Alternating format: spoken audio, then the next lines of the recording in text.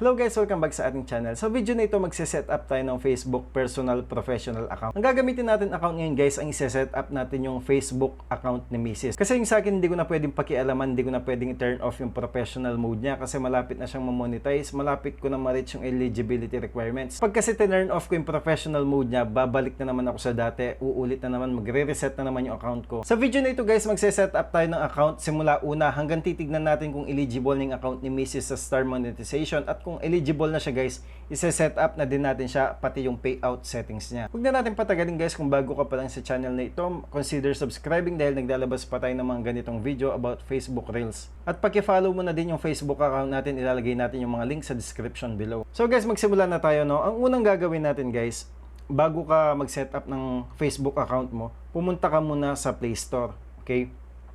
Ang unang-una mong gagawin, i-update mo yung Facebook mo. Yan. Tignan nyo lang yung screen ginagawa natin. Tignan ko lang kung nagre-record pa. Yan. Yan. Pumunta ka dito sa Play Store. Ulitin lang natin sa Play Store. Tapos pindutin mo yung picture mo doon, yung maliit. Yan. Tapos punta ka dito sa Manage Apps and Devices. Make sure lang na updated yung Facebook application mo sa cellphone mo. Tapos pumunta ka dito sa Manage. Hanapin mo yung Facebook. I-click mo siya. Kapag available yung update guys, hindi open ang nakalagay dyan, update ang nakalagay dyan, no? So ako dahil updated yung sa akin, okay na, hindi ko na update. Ngayon bumalik tayo guys, no? Ang itinuturo kong ito guys, madami kasi tayong nababasa na nagkakaproblema daw yung mga Facebook account nila pag tineturn on nila yung professional mode nila, nagkaka-error daw. Merong lumalabas na mga error message. Dito sa ginagawa natin ito guys, sinisigurado natin na kapag mag-turn on na tayo ng professional mode o ng Facebook application, wala tayong maging problema, walang lilitaw na error message dahil updated yung Facebook account natin o Facebook application. Ang susunod na gagawin natin guys, i-click and hold mo itong application mo, pumunta ka dito sa app information. Yan. Yan. Sabi ko nga kanina guys, ang gagawin natin na ito, i-clear cache natin yung Facebook natin. Facebook application. Storage usage mo muna. Tapos pindutin mo yung clear data at clear cache. Pero teka lang guys. Teka lang, bago mo gagawin yan, make sure na alam mo yung password ng Facebook account mo. Kasi yung iba, di ba, nakakalimutan nila yung password ng Facebook nila. Kasi ang mangyayari dito guys, madi-delete lahat ng data na naka-store dito sa Facebook application mo. Tulad ng password mo, username mo. So, kapag visit mo o inopen mo ulit yung Facebook application guys, ilalagay mo na naman ulit yung mga username and password mo.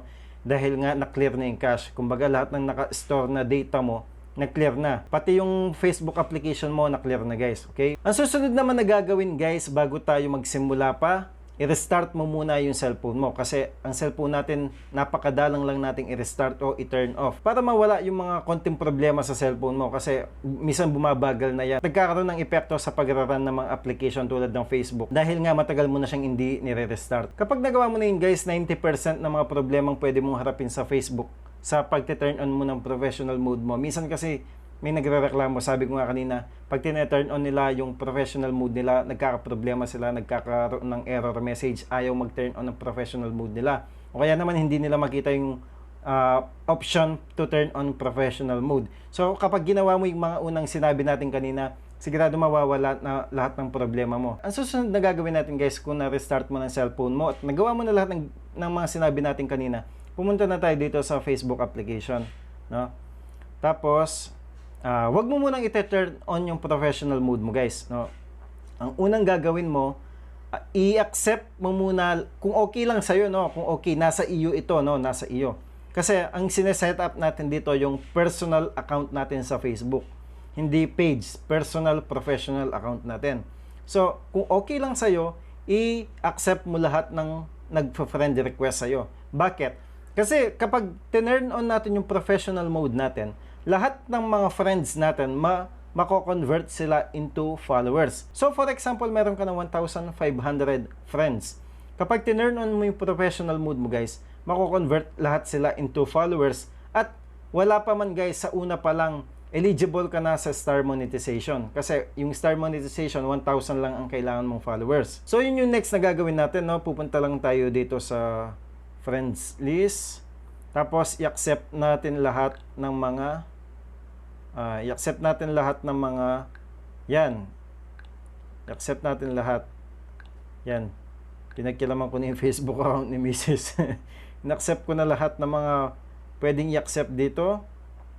Kahit di natin kakilala. Kasi ang pinaka-goal talaga natin dito, kumita ng pera. Next naman guys, kung na-accept mo na lahat ng friend request mo o kung in-accept mo man sila, pumunta ulit tayo dito sa may profile natin. Click natin yung maliit na picture na yon. Pumunta tayo dito sa may tatlong dot. 'Di ba merong add story tapos sa may tatlong dot. Ito, click lang natin yung may tatlong dot na yon. Mapupunta tayo dito. Tapos check mo muna yung account mo kung wala kang violation. Check account status mo. Yan. Account restrictions will show here. So wala siya. Continue to avoid restriction on your account by following our community standards. So ito wala to. Okay to, no? I-view as muna natin siya. Tignan mo muna kung paano yung itsura ng account mo kapag view siya ng ibang tao liban sa'yo. Kapag view siya ng ibang tao sa mga cellphone nila, ganyan siya. Ang nakalagay, add friend. Mamaya guys, papalitan natin yung add friend button na yan kasi hindi na natin kailangan yung mga friends dahil hindi naman sila totoo sa atin. Joke lang. Ang kailangan natin, followers, okay? Papalitan natin silang followers. Ang lalagay natin dito, follow button. Okay, papalitan natin yan. Kasi kung gusto mong maging content creator, kung gusto mong ma-monetize yung mga account mo, hindi mo kailangan ng kaibigan. Kailangan mo followers. Okay? Balik muna tayo. Babalik tayo. View as yun, no, guys. Then, pupunta na tayo dito. Turn on professional mode. Yan. I-turn on mo na yung professional mode mo. Kung gusto mo munang basahin yan, basahin mo muna. Kapag tapos ka na, yan, i-turn on mo na yung professional mode mo. Kapag turn on mo na yan, pwede mo naman i-turn off guys. Kaso kapag turn off mo, marireset lahat ng data mo. Kumbaga yung mga views mo, uulit ka ulit. Okay? Kapag na-turn on mo na yung professional mode mo guys, no, hindi mo naman kailangan sagutin lahat ng pinapasagot ni Facebook na ito. Yan, ilalagay natin dito o dito. Ako kasi na-exit ko siya bigla. So, kahit na ma-exit mo yan o i-back mo, okay lang yan, na-turn on mo na yung professional mode mo. So, naka-on na yan. Tingnan nyo dito, turn off professional mode niya, sabi. So, naka-turn on na yung professional mode natin guys, no? Next na gagawin natin guys, sabi ko nga kanina, una i-view as muna natin siya, no? Yan, ganito yung itsura niya. So, may follow na siya. Napalitan na siya agad ng follow button, pero dapat hindi pa napalitan to kasi wala pa akong ginagawa. So, kung hindi napalitan to, kung naka-add friend pa rin ito sa inyo guys, ganito gagawin natin, no? Isa-set up na natin yung Facebook professional account nyo ngayon. Pupunta muna tayo dito sa pinaka account natin. Magsisimula tayo ulit dito guys, no? Para mapakita kung maayos sa inyo. Dito sa pinaka personal account natin o sa pinaka wall natin, i-click ulit natin yung sa side, top right side. May tatlong guhit, no? Tapos punta tayo sa pinakababa. Punta tayo dito sa settings and privacy. Tapos settings. Yan. Tingnan lang natin guys. Yan. Dito sa setting page guys, is-set up na natin yung professional account natin kasi naka-turn on na siya. So, stay focused dito guys kasi napaka-importante ng part na ito para ma-maximize yung views ng mga video natin sa Facebook account natin sa paggawa ng Facebook Reels video. So, i-click lang natin yung profile settings. Yan. Isa-isahin natin ito guys, no? I-check natin lahat yan. So, dito muna tayo sa privacy. Yan. Dito, makikita mo, dito sa activity tayo guys, no? Kasi dito wala naman importanteng settings dito. Tingnan muna natin. Walang importanteng settings dito sa pinakataas. Wala. Dito. Dali lang guys, no? Wala dito. Dito na yung mga importante. Halimbawa, who can see your future posts. Yan, dapat naka-public yan. Limit who can see past posts. Wala yan. Tapos, who can see the people, pages, and lists you follow. Yan. Public yan. Who can see your stories?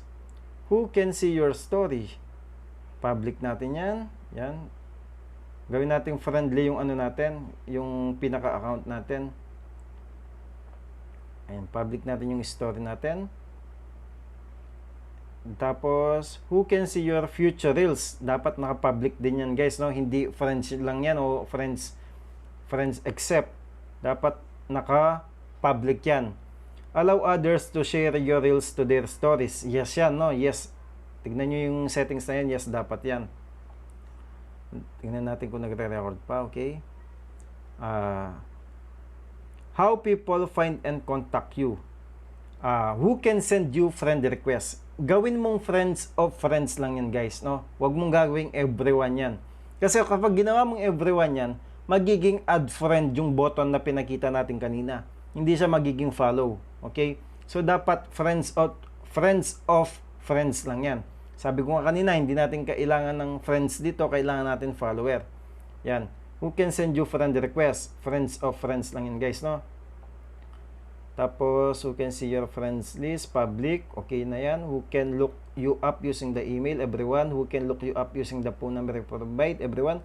Do you want search engines outside of Facebook to link to your profile? Yes yan. Yes. Allow your profile to be recommended to people looking on similar profiles. Okay yan. Turn on natin yan. So, back na natin. Dito tayo sa public post.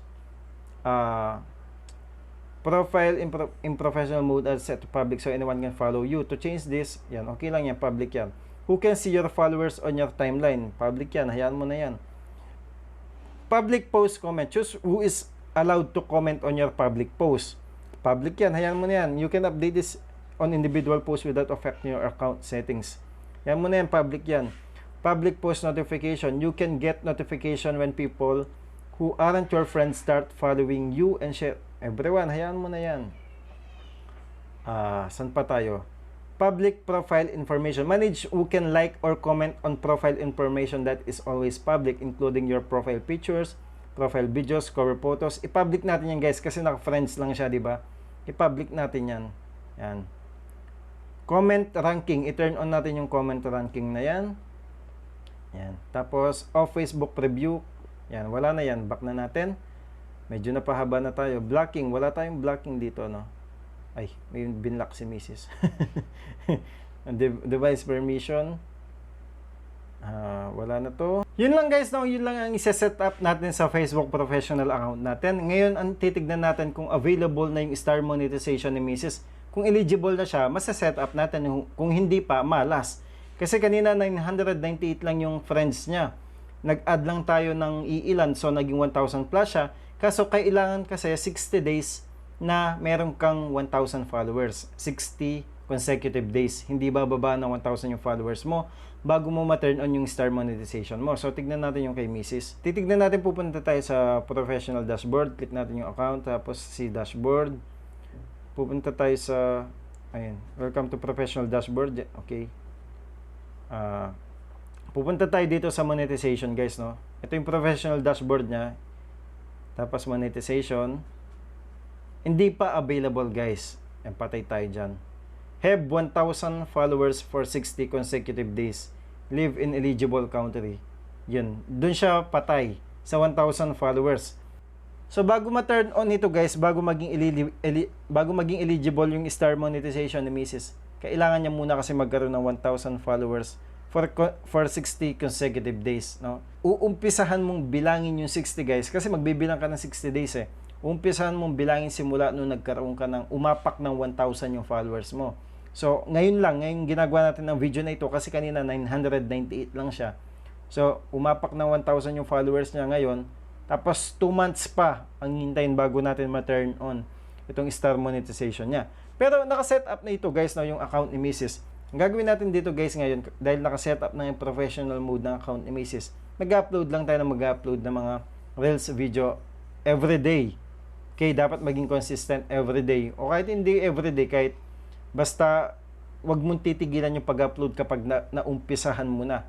Dahil mahalaga yung consistency sa Facebook. Hindi lang sa Facebook, kahit sa YouTube, guys, no? Kayo, guys, no, tignan nyo, baka eligible na kayo sa star monetization. Ang gagawin nyo lang, yun nga, pumunta kayo sa professional dashboard. Ulitin natin, guys, no, bilang panghuli na ito.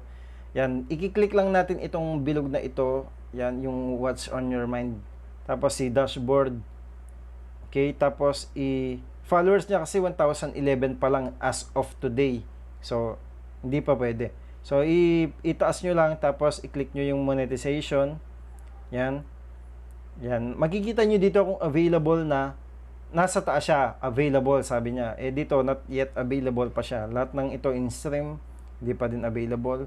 So, naka-X pa yung 1,000 followers. Kapag available na yun sa inyo guys, i-click nyo lang dire-diretso na iyon. So yun guys, no, hanggang dito na muna yung video natin. Medyo napahaba na siya. Tutuloy pa sana natin siya kung available lang yung star monetization ni Mrs. Kaso wala tayong magagawa. Hindi na siya available. Stay tuned lang kayo guys dahil maglalabas pa tayo ng maraming video, tips, tutorials about Facebook Reels. Guys, thank you for watching. Magkita-kita tayo sa susunod na video. Bye-bye.